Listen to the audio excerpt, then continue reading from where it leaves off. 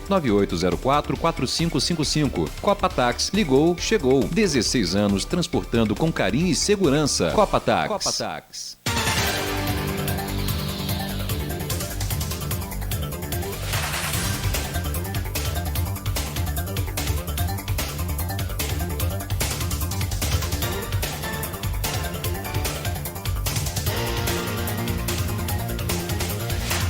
São 8h05, voltamos com Folha no Ar, primeira edição aqui na Folha FM 98,3, a presença de João Siqueira, presidente do Comitê do Baixo Paraíba, e de José Carlos Mendonça, professor de Meteorologia Agrícola da UENF. Eu já vou avisar se vocês dois, após o programa, a gente pode gravar uma pequena entrevista ali no outro estúdio para o programa Folha Rural, que vai ao ar aos domingos, que a gente está começando agora, tentando encontrar um caminho.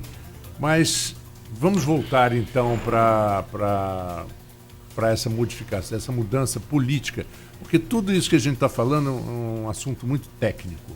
E, primeiro, eu gostaria de saber até que ponto vocês acham que a política interfere positivamente ou negativamente nessas decisões, quando se fala da seriedade de um problema e vocês enfrentam esse problema, às vezes político, não, isso aí não é bom falar porque levanta uma lebre que não é interessante, tem essas ingerências políticas ou não, e o que efetivamente essa mudança pode criar de benefício?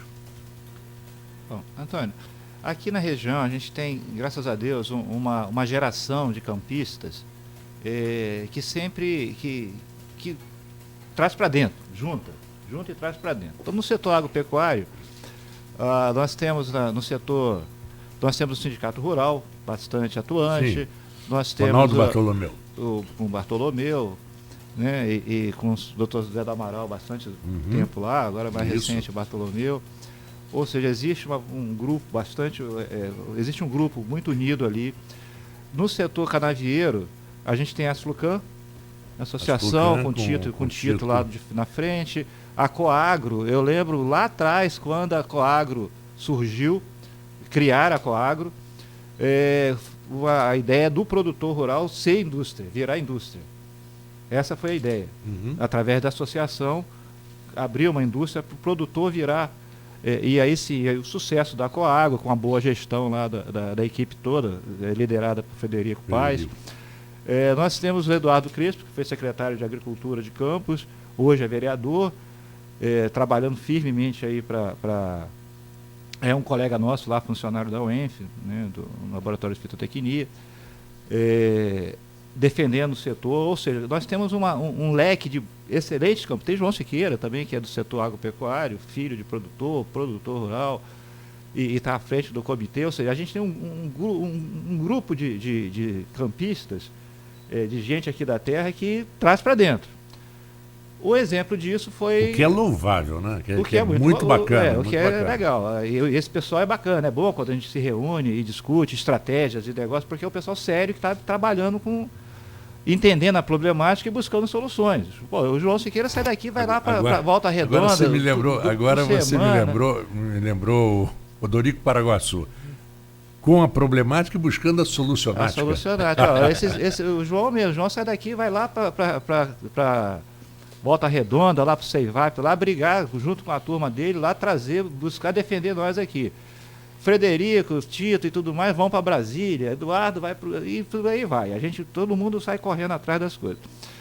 Há um tempo atrás, com aquelas crises de 2014, 2015, a crise hídrica, o setor sucroalcooleiro caiu lá embaixo, né?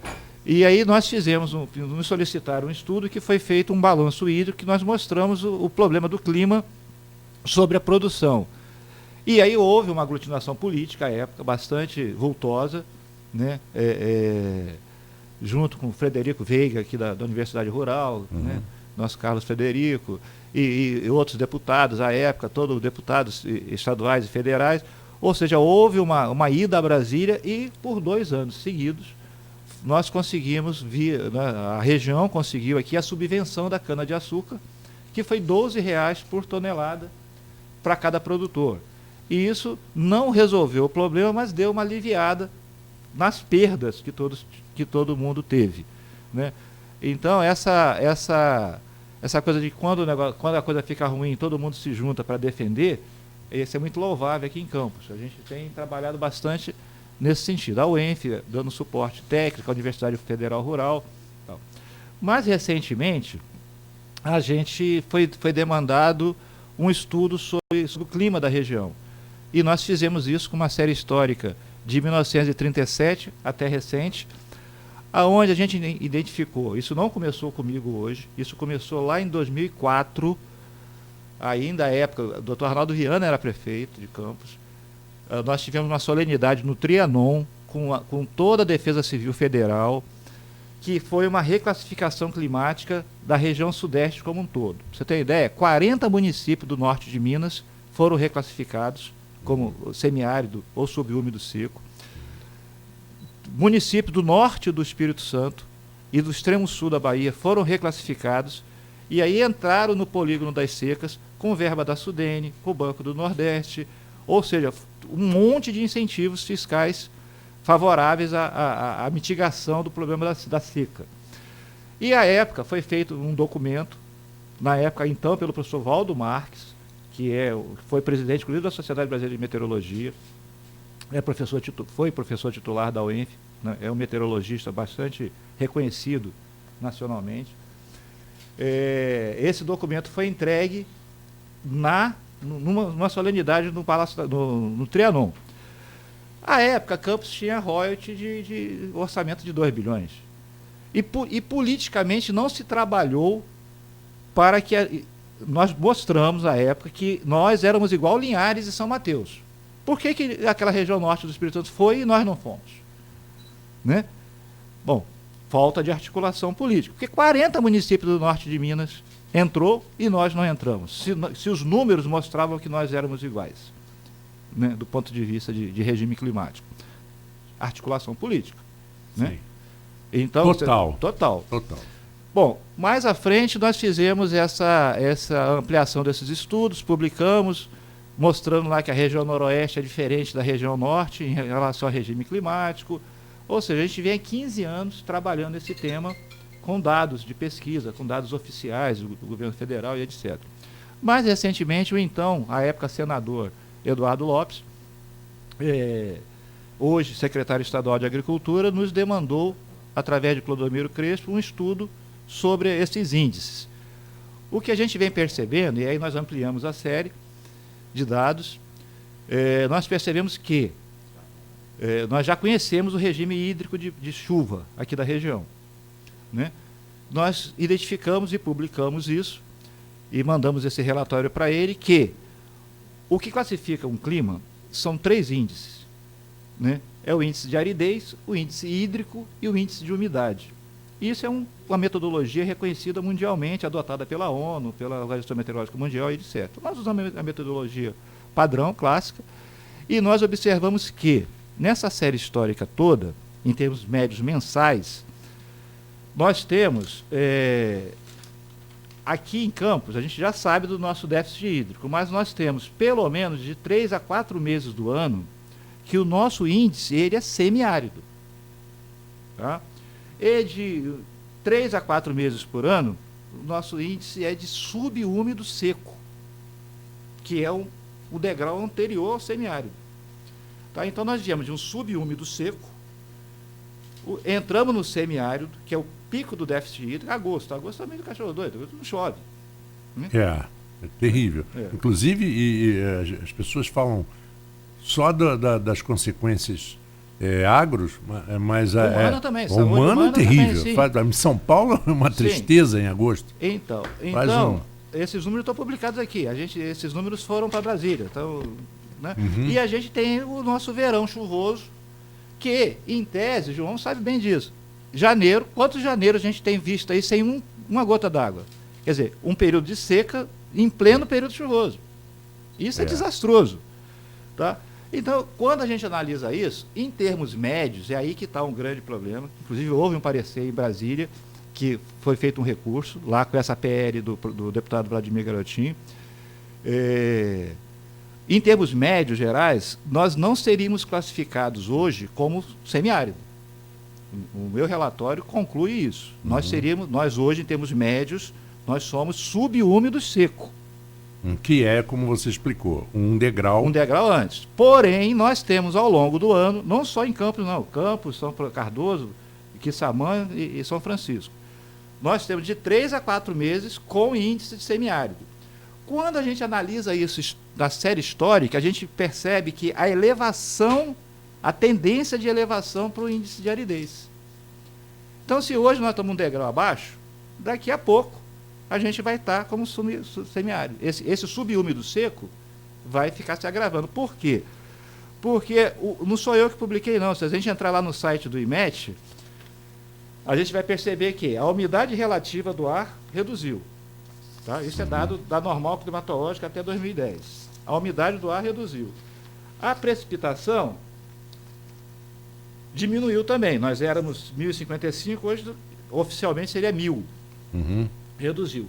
O mês mais chuvoso, que era novembro, nosso, passou a ser dezembro.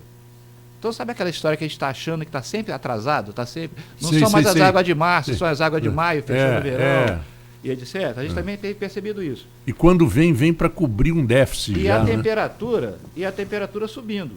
Ou seja, se está chovendo menos, se eu estou ficando mais seco, a umidade está mais baixa e a precipitação está diminuindo, a temperatura está aumentando, em resumo, nós estamos ficando mais quente e mais seco. Então eu comentei isso recentemente no simpósio de caprinocultura e bovinocultura, que daqui a pouco, Deus me faça estar errado, mas eu cantei essa pedra já avisei, daqui a pouco a gente vai estar trabalhando com palma forrageira, tá? Como o Nordeste faz, para alimentação animal e de ovinos e caprinos.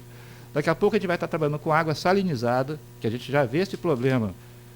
Daqui a pouco a gente vai ficando igual ao Nordeste. Então, esses índices climáticos apontam para essa elevação do índice de aridez. Então, é questão de tempo. É só continuar nesse ritmo que daqui a pouco a gente está classificado como semiárido. Tá? O projeto de lei que o deputado Vladimir, lá com o Tiago Godoy, que é o assessor de gabinete dele, que foi quem fez o contato, tal, junto com o Sérgio Cunha, que fizeram o contato e que a gente encaminhou isso, à época, então, para o senador Eduardo Lopes, hoje atual secretário de Agricultura, que conhece esse problema, sabe, então não pode dizer que não sabia, conhece essa problemática nossa aqui da região. Até nesse início de governo aí do governador Witzel, parece que há uma boa intenção em participar dessa solução dessa problemática. O governador, inclusive, teve no evento da Coagro, aqui recentemente, mês passado, tal, anunciou aí 30 milhões para irrigação. Né? Nós tivemos aqui o pessoal da Coagro, o pessoal do evento aqui, o Sérgio, o Frederico, o Tito, todos estiveram aqui. Então, parece, então não conhece essa problemática. Em Brasília, esse projeto, o Vladimir fez uma coisa muito interessante, o Tiago Godoy estava me falando. Ele não quis seguir a rota de buscar dinheiro do grupo da Sudene. Tá? Ele não quis fazer isso. Por isso que esse projeto de reclassificação climática, mesmo que não entre na reclassificação de semiárido, ou seja, semiárido ou subúmido seco, né, isso vai ter um desdobramento. Já teve um parecer de um relator, houve um recurso, e agora não vai mais, vai direto para a plenária. E eu até me coloquei à disposição para a gente ir lá, se for necessário, participar. Vai haver tá na Câmara de Agricultura, está na Comissão de Agricultura da Câmara. Bom, independente disso, como eu falei que a gente tem boas lideranças, né, o pessoal foi lá, pediram ao deputado Vladimir e fizeram uma reunião com a ministra Tereza Cristina, que é deputada federal, é agricultora, é uma pessoa com muito conhecimento na área. Engenheira agrônoma, inclusive. Bom, foram lá, o que a Tereza Cristina fala? Fala assim, ó, essa rota de mudança de classificação climática, esse caminho pode não ser o melhor caminho, porque vai discutir dinheiro com o Sudene, vai ter uma polêmica danada, O caminho que ela, como engenheira agrônoma e ministra, recomendou foi da ZARC, que é o Zoneamento Agrícola de Risco Climático. Quem faz isso? A Embrapa. A Embrapa é quem faz isso. Bom, o secretário executivo da Embrapa estava do lado dela. Isso, Tito estava junto, Frederico Paes, o deputado Vladimir, que fez essa ponte. E aí, como é que faz essa ZARC? Zoneamento Agrícola de Risco Climático. A Embrapa faz. Quem faz é a Embrapa Solos aqui no Rio de Janeiro, Jardim Botânico, cujo atual chefe fez doutorado aqui em Campos. Então conhece a região aqui, conhece tudo. Então Carlos Frederico Veiga montou um grupo, João participou, eu participei, montou um grupo, nós fizemos algumas reuniões e alimentamos a Embrapa de informações aqui da região, informações técnicas. Porque o zoneamento seria o seguinte, seria o que plantar, quando plantar, cujo risco seria mínimo. E aí você teria financiamento do Banco do Brasil, financiamento da Caixa Econômica, porque você não vai investir num negócio que tem alto risco. Né? Você tem que garantir produção. Então se pensou em torno de 100 mil hectares, não foi isso, João? 10 mil hectares. 10 mil hectares com algumas culturas. Aí tem cana. Tem que ver a vocação regional. Tem que ver a vocação regional. E com isso, teria uma produção garantida. É um caminho bastante interessante, apontado pela ministra, que está sendo desenvolvido atualmente. Né? O projeto de lei do deputado Vladimir Garotinho é muito interessante também, porque mesmo que a gente não tenha o parecer da mudança para risco climático, para semiárido, mas que seja subúmido seco, né? Ele prevê, na verdade, ele não prevê benefícios fiscais do Banco do Nordeste ou da Sudene, etc. Não é isso que está previsto no projeto. E sim, linhas de financiamento do BNDES, do Banco do Brasil, da Caixa Econômica, para apoio ao produtor com juros. Mas segundo a ministra Tereza Cristina, a entrada nessa nova classificação, e essa é uma pergunta que está no ar ainda, ela gera esse benefício, quer dizer, você tem acesso a linhas de crédito com juros mais baixos, com condições mais interessantes, prazos maiores, o que é um benefício que traz para os produtores, mas o fato de você ter acesso não significa que você consiga, porque o governo tem um contingenciamento de verba X que não vai alterar. Vai continuar sendo aquela verba, quer dizer, você entra com mais um grupo de municípios de área numa classificação, mas não altera. Não, mas não vai entrar no bolo. A ideia é que esse projeto... Então, aí que foi a grande expertise do deputado. Eu queria que você explicasse isso, porque... Ele não entra na fatia do bolo da Sudene. Ele cria um fundo. Ele cria um fundo. Ah, tá.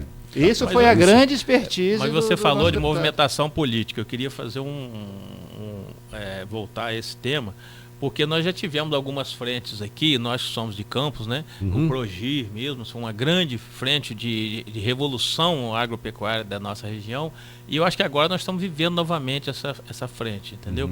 E nós não podemos perder esse foco. Tem um arcabouço técnico aqui bem descrito pelo professor Mendonça, né, que subsidia isso. Qual caminho nós vamos tomar? Aí vai depender da articulação política e principalmente dos atores já descritos aqui para fazerem isso não morrer.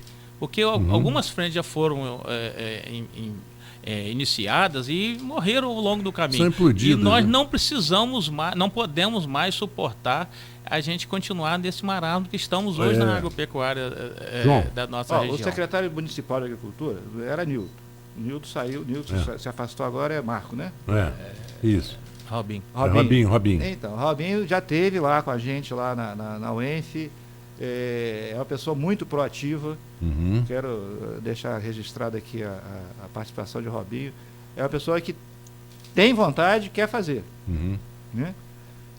Tem alguns instrumentos junto com o governo municipal, o prefeito também tem apontado aí ajuda a ele. Ou seja, se a gente não juntar essas forças, municipal, estadual e federal, e hoje a gente tem 2 deputados federais, tem quantos? João Peixoto é estadual, 4 ou 5 estadual, mas nós muito aqui. atuante. Sim, né? e ligado ao setor E ligado ao agrícola. setor, exato. Participa também das coisas. Nós temos um grupo técnico muito bom, tanto da Universidade Rural, do IFE, da UENF, da UF, né? Grupos que conhecem essa questão do uso da terra e da situação toda. Nós acabamos de fazer agora o mapeamento da cana daqui do município de Campos. Gente, se comparar com a série histórica, Campos hoje não tem 30 mil hectares de cana. Entendeu? Campos já teve, o último mapeamento que eu fiz há 10 anos atrás, nós estávamos na faixa de 120, 130 mil hectares de cana. Nós estamos com 30 mil hectares de cana. Moendo aí, juntando as 3 usinas que moeram ano passado, 1 milhão e 400 toneladas. Para quem já teve 14 milhões de toneladas. E isso, nós recebemos agora, Tito mandou para mim, nós recebemos um grupo da Alemanha que está trabalhando aqui da região, da Universidade de Bonn. E eles querem trabalhar aqui com isso. Quando eu mostrei essa relação da baixa precipitação com a redução da produtividade, eles ficaram, os gráficos mostram a redução da precipitação. Tem correlação, né? E engraçado, o ano que chove, a cana sobe. Uhum. E aí? Então, só para fechar isso, eu acho que a grande expertise que o deputado Vladimir teve foi não querer entrar na divisão do bolo da Sudene. Porque ia comprar uma briga com o Nordeste, e a bancada do Nordeste nós sabemos que é forte. Que é forte e pesada, e passa o rolo compressor. Exatamente. Então ele não entrou nesse caminho. Ele propôs a criação de um fundo. Agora, hoje, como você mesmo falou, o dinheiro está curto, Uhum. né? O cobertor está curto, não dá para fazer como foi feito no Proálcool, no passado, sair emprestando dinheiro a juro barato de qualquer jeito. Por isso que precisa do zoneamento. Né? Eu não posso plantar cana aqui se aqui é bom para abacaxi. Eu não posso plantar goiaba aqui se aqui é para feijão. Né? Eu não vou irrigar. Eu sei muito disso. No Nordeste você fala assim, eu quero irrigar milho. Eu quero financiamento do Banco do Brasil para irrigar milho. A milho precisa de 1.000 milímetros de chuva. Você vai plantar milho quanto? Tanto? Não, isso eu não financio não.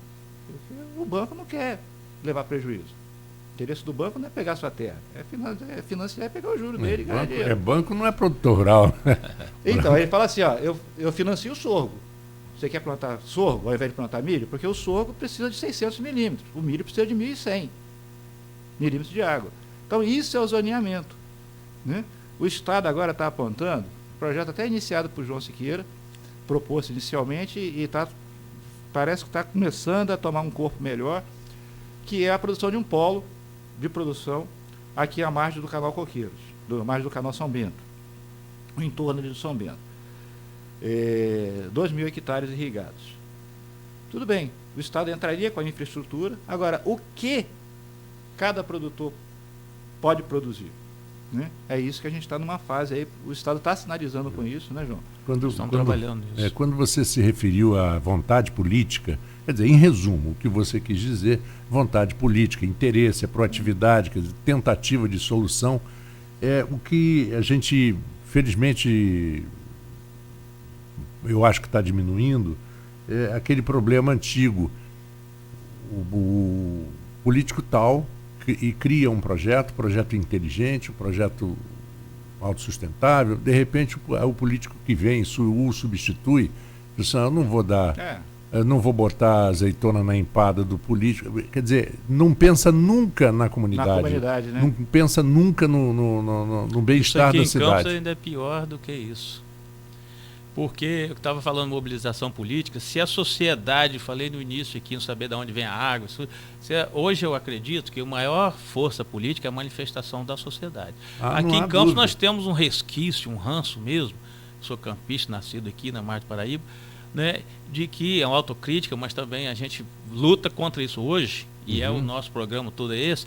Nós falamos, o programa de político tal, não vou apoiar não, porque aquele político, não interessa qual é o político, nós temos que fazer a boa política. É uma boa política, o ZARC. O projeto é bom. O projeto é bom, a sociedade tem que apoiar. E voltando para a cana, né? O que nós vamos plantar aqui? Nós hoje estamos com um grande projeto, né, de zoneamento agroecológico de alto risco, porque isso traz um programa, uma sugestão da ministra, né? E isso desde 97 o governo tem esse programa, né? O Banco do Brasil está aqui, um representante do Banco do Brasil tem que estar nesse pacote, né? Como o Ben Mendonça falou, para a gente poder fechar todas as frentes. Não adianta você fazer um bom projeto e ficar lá na prateleira encadernado, não, ele tem que ir para o campo, para a ação efetiva, para a prática. E como? Primeiro, aceitação da sociedade. Segundo, nós filtrarmos quem são os produtores, quem são realmente aquela região, ou naquela região que tem água, que hoje nós temos que trabalhar assim, né? Aonde eu vou botar a usina lá na Canabrava, lá naquele local? Não tem água, para que vai botar a usina lá? Então nós temos que apoiar produtores aonde tem água para eles irrigarem ou não, mas tem solo. Então nós temos que fazer, o Embrapa está aí, nós temos um conhecimento hoje muito vasto de aonde tem o solo, a vocação, né, regional, pelo solo e pela vocação do próprio produtor. A vocação dele é cana. Hoje nós não podemos descartar a cana. São Paulo até hoje tem cana, o Brasil inteiro tem usina. Não é a cana foi ruim, não interessa. Hoje o álcool é uma grande indústria e tem que ser mantido. Não só o álcool, João. João, hoje os subprodutos que advém da cana, não só energia, não. Energia é o carro-chefe. Não só açúcar, mas os outros demais subprodutos, né, que a gente sabe que é possível fazer com o bagaço da cana e outros, com a própria palha da cana, ou seja, é uma atividade que não pode ser descartada, inclusive pela vocação regional. Isso. Nós temos cana, a nossa vocação regional, não pode ser descartada. Gente, isso que você está falando é tão básico. Porque eu me lembro, há 50, 60 anos atrás, um menino, quando entrava no colégio, fazia logo um teste vocacional. Já definia, não, você pode ter bom resultado como engenheiro, ou você pode ter... Porque a base de tudo. Você diminui o caminho. Você encurta tudo. Você encurta, você cria os atalhos. Mas não atalhos falsos, né? Atalhos reais, né? E você impede você dar com os burros na água, como se chama. Exatamente. Né? Se você um bom planejamento, o japonês, o europeu, já sempre ouvi isso, leva 2 anos planejando, 1 ano executando. Nós fizemos 1 ano planejando, 2 anos executando. Aí erra pra caramba. Então nós não estamos mais nesse tempo, entendeu? Agora, precisa da sociedade se mobilizar, precisa apoiar os bons projetos e o próprio produtor precisa se encarnar mesmo, entrar dentro dele, que ele, eu quero plantar um milho, como o Mendonça bem falou. Eu gosto de milho. Não interessa se o solo dele não dá, se ele não tem água, não pode plantar milho, gente. Tem que plantar feijão, tem que plantar aipim. Você vê, por exemplo, uma vocação. Tentou-se fazer aqui em Campos, um exemplo que a gente não tem vocação, quer dizer, desde que se... produção de aves. Frango de corte, por exemplo. Eu estava com isso na cabeça porque você cria, por exemplo, pequenas granjas, mas se você não está perto da produção de milho e soja, você está frito, você vai pagar uma fortuna pelo trânsito disso. Então essa logística inviabiliza, né? Porque se transformar a proteína vegetal em proteína animal é um ganho fabuloso, muito bom. O problema é que você tem que ter, então aqui a gente não tem uma produção de milho, está agora se fazendo vários estudos de soja, de produção de soja, para áreas de solteiro, que a gente chama, em plantio de soja de solteiro, e plantio associado com a própria cana, no intervalo de pousio lá de renovação do canavial. O Nordeste está fazendo isso. E alguns estados do Nordeste, a gente já tem gente até deixando a cana só ficando com a soja, porque a rentabilidade é um pouco maior. Então, essa vocação, você vê que tem gente trabalhando com isso. Existem setores trabalhando tentando diversificar, tentando manter, mas a cana ela sempre vai ter o seu papel aqui na nossa região. Só para enaltecer de novo, que toda vez eu cito o Nordeste como exemplo. Toda hora eu chamo o Nordeste como exemplo. E João sabe lá, que também já comentou isso, que esse manejo das águas, como eles têm pouca água, é uma expertise imensa na gestão. Um pouquinho para mim, um pouquinho para você, um pouquinho para lá, um pouquinho para cá. Aprenderam a lidar com a falta, né?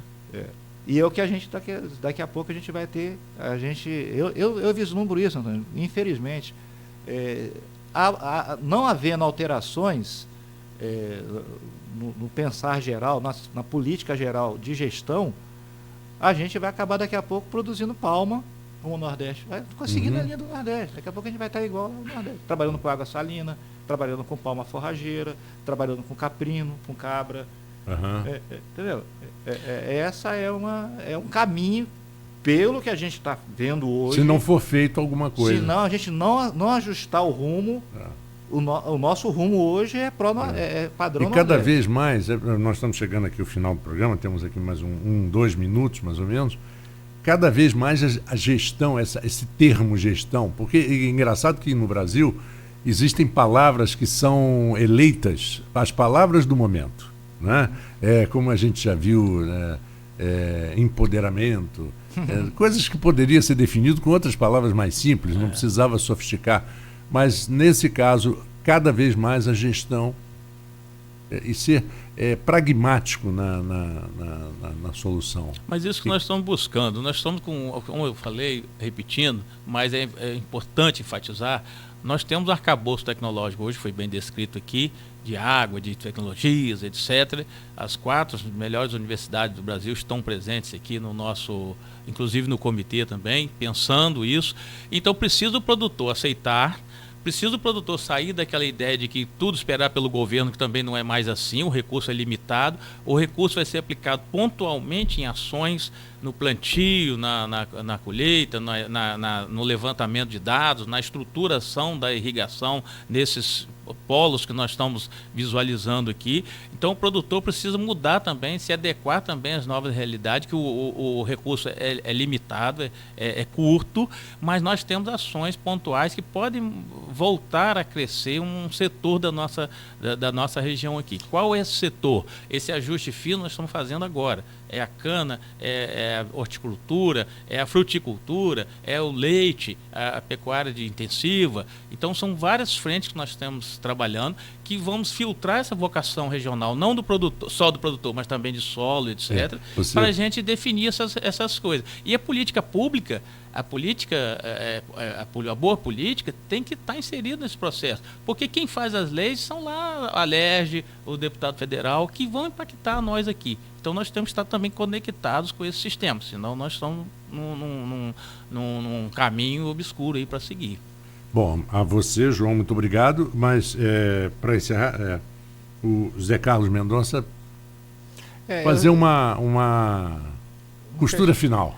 Então, a agricultura forte é campo forte. Nós temos que alimentar as pessoas, né? Seja com leite, seja com feijão, arroz, abóbora. Nós temos que alimentar, as pessoas precisam comer. E a gente conhece isso, sabe disso, que municípios que têm o seu interior forte, com a sua agricultura forte, são municípios mais prósperos. O setor agrícola emprega muito. Você vê agora aí, só no início da safra, quantos empregos foram gerados nessas 2 usinas e nessa terceira que está para trabalhar também para Boer. 60 milhões é o valor que eu ouvi de valores reais que é destinado ao setor de empregos. Sim, aí você vai para empregos, salários, impostos. E o que isso significa no comércio? Comércio, melhora do comércio e tudo mais. Quando você dizia um tempo atrás aqui que no clima tudo uma coisa está ligada à outra, conectado. Na vida está tudo ligado uma coisa à outra. Não tem como. Esse sábado agora, o último eu tive no mercado municipal, alegre de ver, eu adoro aquele monte de cheiros, aquele monte de cor, aquela multidão de gente. Sensacional. Aquilo é uma riqueza, e quanto de dinheiro que não tem ali dentro. Né? Num polo, num setor pequeno da sociedade. Agora, da onde que vem aquele monte de alface, aquele monte de couve, aquele monte de fruta? O que aquilo custa, né? O que aquilo custa de suor, de lágrimas, de trabalho? Quantos empregos geram? Quantos empregos que geram? Ou seja, o fato você vai para o interior de São Paulo, vê aquela meninada lá de F-250, Hilux, etc. Aquilo é a produção do campo. Aquele setor agropecuário pujante, forte, né? Agora teve a feira lá em Ribeirão Preto. AgriShow. Colega nosso aqui de Campos trabalha com transporte agrícola. Aí estava lá mostrando as fotografias. Falei assim, eu falei, você tem o que lá? Você tem Tremelhão? Você tem Romeu e Julieta? Eu falei, rapaz, isso não existe aqui não. Eu tenho 60 toneladas de uma vez só. Aí mostrou as fotos do sistema de transporte. Gente daqui de Campos. É a logística que a gente fala, né? Empresário aqui de Campos que não trabalha em Campos, trabalha em Ribeirão Preto. né? Que tem estrutura lá de logística. Então o fato é interior forte, agricultura forte, cidade rica, povo bem alimentado, né? Povo saudável, né? Então eu sou um amante da agricultura, setor agrícola, adoro plantação. Eu tenho um irmão que adora criação, gosta de criar. Eu gosto de plantar. Eu adoro plantar. Quem planta e cria tem alegria, já diz o chinês, né? Então, finalizando com essas palavras, eu agradeço você. O chinês planta até no teto por dentro. Se deixar, ele planta. Nós temos setores. O setor agrícola, eu sou professor, dou aula, fui coordenador do curso de agronomia há 4 anos, da UENF.